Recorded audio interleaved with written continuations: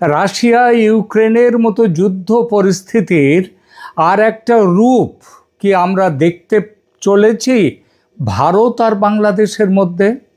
সহজ করে বলতে গেলে, যে আশঙ্কার পরিণামে রাশিয়া তার রাষ্ট্রীয় নিরাপত্তা রক্ষা করতে ইউক্রেন আক্রমণ করতে বাধ্য হয়েছে, সেই একই রকম নিরাপত্তাজনিত আশঙ্কা কি ভারতকে বাধ্য করবে বাংলাদেশ আক্রমণ করতে?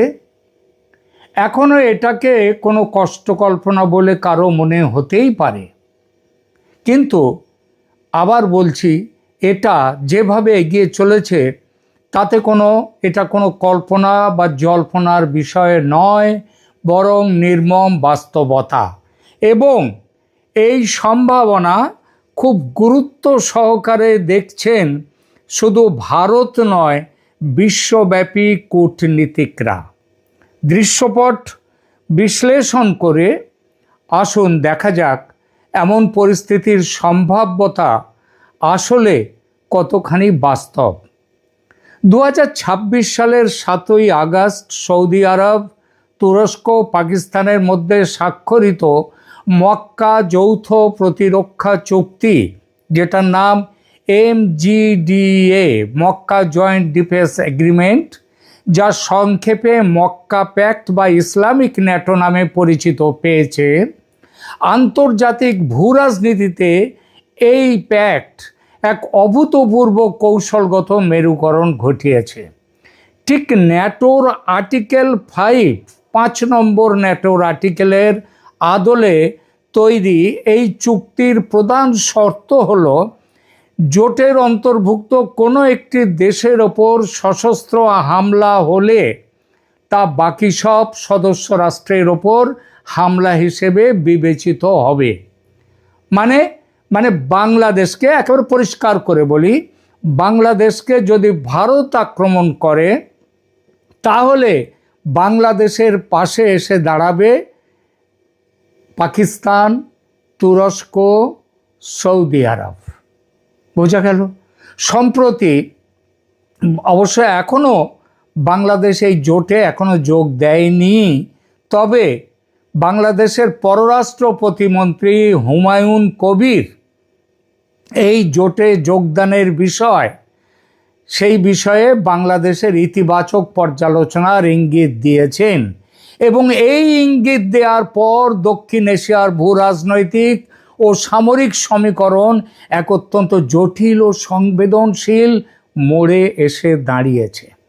এই সাম্প্রতিক প্রেক্ষাপট এবং ভারতের সিকিউরিটি কনসার্ন থেকে প্রোঅ্যাক্টিভ পদক্ষেপ, মানে এক ধাপ এগিয়ে চিন্তা করে সেই অনুযায়ী ব্যবস্থা নিতে ভারত কি বাধ্য হবে?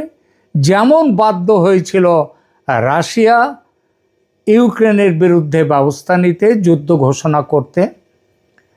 আন্তর্জাতিক সম্পর্কের ইতিহাস আমাদের একটা ধ্রুব সত্য দেখায়, কোনো পরাশক্তি তার ভৌগোলিক সীমান্তের ঠিক ওপারে প্রত্যক্ষ সামরিক হুমকি তৈরি হতে দেখে নিষ্ক্রিয় বসে থাকতে পারে না।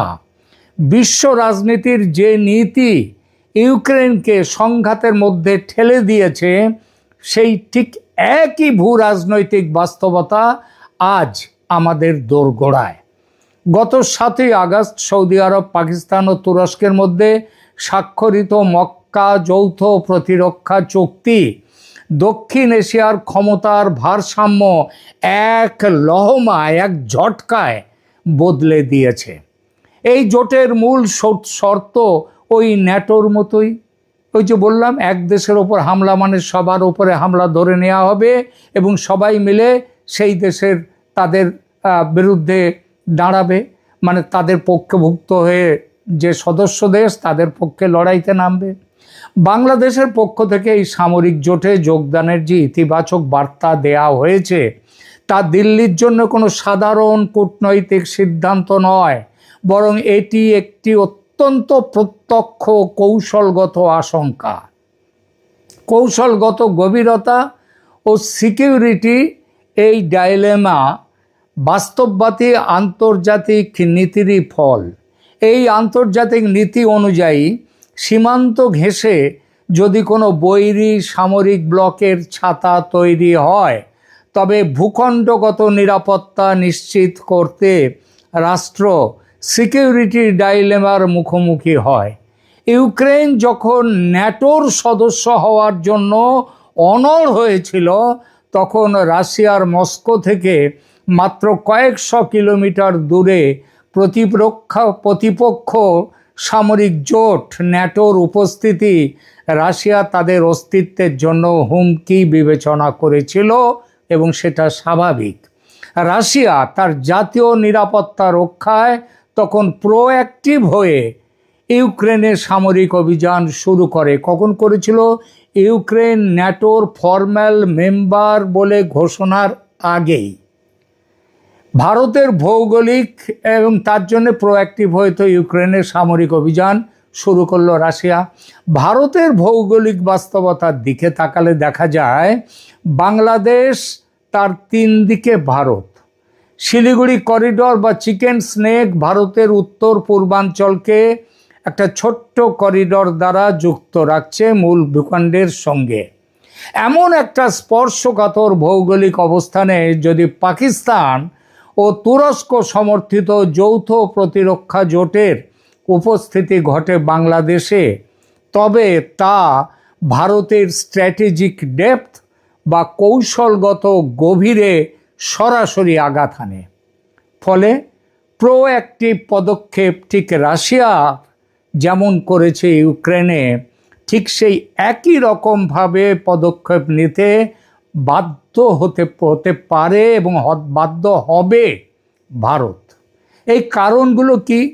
দেখুন, সামরিক ভারসাম্যের বিলুপ্তি, পাকিস্তান ও তুরস্কের মতো সামরিক বাহিনীর সাথে যৌথ প্রতিরক্ষা চুক্তিতে বাংলাদেশের অন্তর্ভুক্তি বঙ্গোপসাগর ও ভারতের পূর্ব সীমান্তে এক নতুন সামরিক জোট তৈরি করতে চলেছে, এটা বলাই ভালো অন্তত এই মুহূর্তে। তবে সেটা বাস্তব, কারণ আগেই বলেছি হুমায়ুন কবির বাংলাদেশের পররাষ্ট্র প্রতিমন্ত্রী, তিনি বলেছেন তারা যোগদান করবেন। এরপরে আসুন, ইউক্রেন যুদ্ধের শিক্ষা হলো হুমকি পুরোপুরি রূপ নেওয়া পর্যন্ত অপেক্ষা করা মানে আত্মঘাতী হওয়া। নিজের সার্বভৌমত্ব অটুট রাখতে রাশিয়া তাই ন্যাটোর অন্তর্ভুক্তি হওয়ার আগেই, ইউক্রেন ন্যাটোতে যোগ দেওয়ার আগেই রাশিয়া এগিয়ে গিয়েছিল, এবং সেটা তার সার্বভৌমত্ব অটুট রাখতে ভারতও কি তাহলে বাধ্য হবে সীমান্ত সুরক্ষিত করতে রাশিয়ার মতো প্রতিরোধমূলক সামরিক বা রাজনৈতিক ব্যবস্থা নিতে? এরপরে আসুন আঞ্চলিক পরাশক্তির সেই বিষয়টি। যে কোনো বৃহৎ শক্তি তার নিজস্ব প্রভাব বলয়ে প্রতিপক্ষ কোনো জোটের ঘাঁটি বা চুক্তি সহ্য করে না। ক্যারিবীয় সংকট, ক্যারিবিয়ান বা ইউক্রেন সংকট, সব ক্ষেত্রেই পরাশক্তিগুলো প্রোঅ্যাক্টিভ ভূমিকা নিয়েছে। ইতিহাস আমাদের শিক্ষা দেয় এবং সতর্ক করে যে উস্কানিমূলক সামরিক মেরুকরণ কখনো শান্তি আনে না। বাংলাদেশ যদি এই সামরিক জোটের অংশ হতে চায়, তবে তা ভারতের নিরাপত্তা কৌশলকে চরম পদক্ষেপের দিকে, অর্থাৎ যুদ্ধের দিকে ঠেলে দেবেই। জাতীয় অস্তিত্ব ও সীমানা রক্ষায় ভারত রাশিয়ার মতো প্রোঅ্যাক্টিভ ভূমিকা নিতে বাধ্য হবে, এই সম্ভাবনা কোনো অনুমান নয়, এটি আন্তর্জাতিক রাজনীতি ও সামরিক কৌশলের এক নির্মম বাস্তবতা। রংপুর অক্ষ থেকে বিচ্ছিন্ন করে শিলিগুড়ি করিডর প্রশস্ত করা এবং চট্টগ্রাম উপকূল বিচ্ছিন্ন করে বাংলাদেশকে ল্যান্ডলকড রাষ্ট্রে পরিণত করার এই দ্বিমুখী সামরিক কৌশলটি ভূ রাজনৈতিক ও সামরিক বিশ্লেষকদের একটা চরম তাত্ত্বিক মডেল, এবং ভারত এই মডেল নিয়ে চর্চা শুরু করেছে গত বছর থেকে, যখন অসমের মুখ্যমন্ত্রী হেমন্ত বিশ্ব শর্মা বলেছিলেন যে বাংলাদেশ ভারতের চিকেন স্নেক বা শিলিগুড়ি করিডর নিয়ে তারা নজর দিচ্ছে, চীনকে ডাকছে ওটা কেটে নিয়ে যাতে উত্তর পূর্ব ভারতকে বিচ্ছিন্ন করা যায়। এসব পরিকল্পনাগুলো বাংলাদেশ দেখিয়েছে এই মডেলটা। আর এই মডেলটা সেইটা যদি এখন ভারতও যদি বলে, তখন কি বলেছিলেন হিমন্ত বিশ্ব শর্মা বলেছিলেন যে ভারতের একটা চিকেন নেকের দিকে তোমরা নজর দিচ্ছ, তোমাদের দুটো চিকেন নেক আছে। এই দুটো চিকেন নেকের একটা হচ্ছে রংপুর আর একটা হচ্ছে চট্টগ্রাম, এই দুদিকে। আর এই দুটোকে বিচ্ছিন্ন করলে কি হবে, বাংলাদেশকে একটা ল্যান্ডলকড রাষ্ট্রে, মানে যার চারদিকে জমি ভূখণ্ড, মানে সমুদ্রে যাওয়ার জায়গাটা থাকবে না। এবং এই দ্বিমুখী সামরিক কৌশলটা ভূ রাজনৈতিক ও সামরিক বিশ্লেষকদের তাদের মাথায় এখন এসেছে। এই পরিস্থিতি তৈরি হলে উভয় দেশের ক্ষেত্রে কি ধরনের অর্থনৈতিক ও কৌশলগত সমীকরণ তৈরি হবে তার একটা ছোট্ট বিবরণ নিচে দিচ্ছি। প্রথমে বলি বাংলাদেশের সম্ভাব্য ক্ষয়ক্ষতি কি হবে। দেখুন, অর্থনৈতিক ধস ও আন্তর্জাতিক বাণিজ্যের অবরুদ্ধ হয়ে যাবে বাংলাদেশ। বাংলাদেশের আন্তর্জাতিক বাণিজ্যের, বিশেষ করে তৈরি পোশাক রপ্তানি ও কাঁচামাল আমদানি, তার 90% বেশি সম্পন্ন হয় চট্টগ্রাম ও মংলা সমুদ্র বন্দরের মাধ্যমে। সমুদ্র প্রবেশ অধিকার হারালে বাংলাদেশ সম্পূর্ণভাবে প্রতিবেশীদের ট্রানজিটের ওপর নির্ভরশীল হয়ে পড়বে, অনেকটা নেপাল এবং ভুটানের মতো। এবং রপ্তানি ভিত্তিক অর্থনীতি তাৎক্ষণিকভাবে অচল হয়ে যাবে বাংলাদেশের। এরপরে আসুন, জ্বালানি ও খাদ্য নিরাপত্তায় কি সংকট দেখা দেবে। বাংলাদেশ তার প্রয়োজনীয় অপরিশোধিত জ্বালানি তেল, এলএনজি, ভোজ্য তেল এবং খাদ্যশস্যের বিশাল অংশ সমুদ্রপথে আমদানি করে চট্টগ্রাম দিয়ে। সমুদ্রপথ বন্ধ হলে দেশটিতে তীব্র জ্বালানি ঘাটতি ও মহামারী আকারের মুদ্রাস্ফীতি দেখা দেবেই।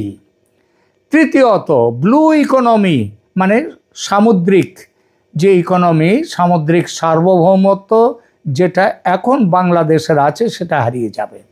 বঙ্গোপসাগরে 200 নটিক্যাল মাইলের এক্সক্লুসিভ ইকোনমিক জোনে থাকা বিপুল মৎস্য সম্পদ, প্রাকৃতিক গ্যাস এবং উদীয়মান সামুদ্রিক অর্থনীতির ওপর বাংলাদেশের কোনো অধিকার আর থাকবে না। এরপরে আসুন, ভূ রাজনৈতিক কৌশলগত পরাধীনতা। ল্যান্ডলকড রাষ্ট্রে পরিণত হলে বাংলাদেশ হয়ে যাবে আর এক নেপাল বা ভুটান। এবং যে কোনো আন্তর্জাতিক নীতির ক্ষেত্রেই বাংলাদেশকে চতুর্দিকে ঘিরে থাকা শক্তির ওপর 100% নির্ভরশীল হয়ে থাকতে হবে, মানে ভারতের ওপর, যা বাংলাদেশের স্বাধীন পররাষ্ট্রনীতির অস্তিত্বকে বিলুপ্ত করে দেবে। এবার ভারতের কৌশলগত লাভটা দেখুন, চিকেন স্নেক বা শিলিগুড়ি করিডরের স্থায়িত্ব বেড়ে যাবে। ভারতের মূল ভূখণ্ডের সাথে উত্তর পূর্বাঞ্চলের 8টি রাজ্যকে যুক্ত রাখা কৌশলগত শিলিগুড়ি করিডর মাত্র 21 কিলোমিটার চওড়া, কিছু কিছু জায়গায় সামান্য জায়গায়, যা ভারতের নিরাপত্তার সবচেয়ে দুর্বলতম স্থান। রংপুর অঞ্চলের ওপর নিয়ন্ত্রণ বা প্রভাব বিস্তার করা গেলে এই করিডর ওই 20 কিলোমিটার, 25 কিলোমিটার থেকে 100 কিলোমিটার চওড়া হয়ে যাবে এই করিডর, যা চীন বা অন্য কোনো বৈরী শক্তির সামরিক হুমকির সুযোগ চিরতরে বন্ধ করে দেবে। এরপর আসুন বঙ্গোপসাগরের নৌ আধিপত্যের বিষয়ে। চট্টগ্রাম বিচ্ছিন্ন হলে বঙ্গোপসাগরের উত্তর অঞ্চলে ভারতের ইস্টার্ন নাভাল কমান্ডের একক সামরিক কর্তৃত্ব প্রতিষ্ঠিত হবে। এর ফলে এই অঞ্চলে অন্য কোনো পরাশক্তি বা বৈরী জোটের নৌঘাঁটি নির্মাণের সম্ভাবনা পুরোপুরি শেষ হবে। এছাড়া উত্তর পূর্ব ভারতের মধ্যে যোগাযোগ ব্যবস্থা বিশালভাবে উন্নত হবে। ত্রিপুরা, মিজোরাম ও আসামের সাথে কলকাতার লজিস্টিক দূরত্ব বহুলাংশে কমে আসবে এবং নদী ও সড়ক পথে ভারতের অভ্যন্তরীণ সরবরাহ রুট পুরোপুরি সুরক্ষিত হবে। এটা তার এই সুবিধাগুলো সেগুলো বললাম। এরপরে আসুন, একটি রাষ্ট্রকে সমুদ্রপথ থেকে বিচ্ছিন্ন করা মানে তার সার্বভৌম রাষ্ট্র হিসেবে টিকে থাকার অর্থনৈতিক শক্তি যেটা, সেটাকে পঙ্গু করে দেয়া।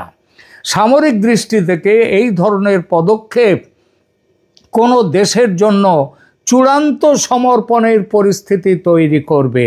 আর আক্রমণকারী যে আক্রমণ করলো, অর্থাৎ এখানে ভারতের জন্য, তা ভূ রাজনৈতিক আঞ্চলিক আধিপত্য নিশ্চিত করবে।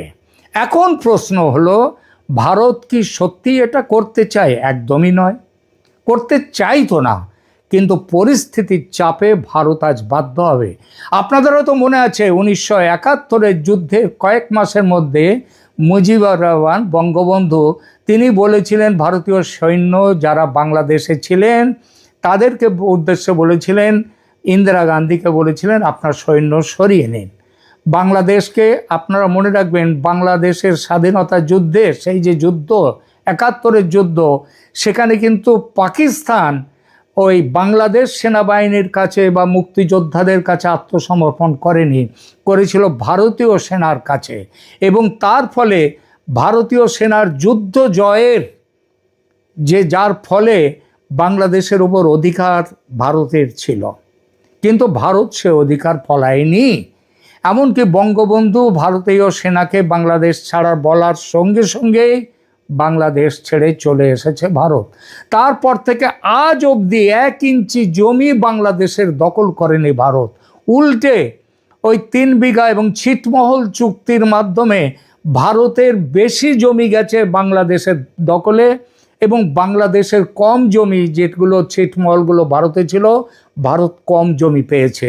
যার জন্যে ভারতের পার্লামেন্টে এই বিষয়টা পর্যন্ত উল্লেখ করে পার্লামেন্ট থেকে স্বীকৃতি নিতে হয়েছিল, কারণ সেটা মোদি সরকারের একার বিষয় ছিল না, পার্লামেন্টে সেই বিষয়টা দেখাতে হয়েছিল। সুতরাং আজ অবধি ভারত কোনো পরিস্থিতিতেই বাংলাদেশের 1 ইঞ্চি জমির ওপরে দখল করবার চেষ্টা রাখেনি, ইচ্ছা দেখায়নি।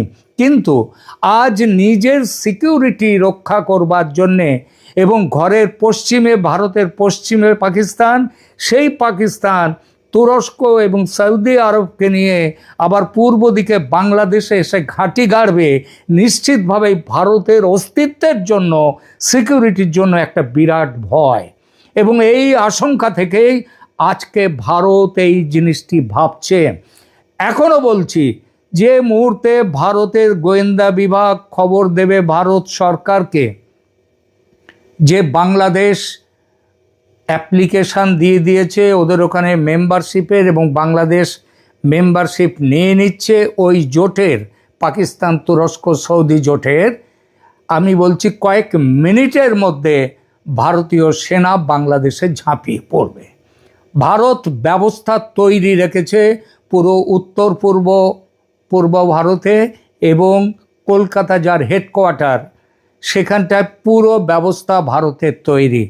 একটা শুধু গো বলা, তারপরেই ঝাঁপিয়ে পড়বে ভারত।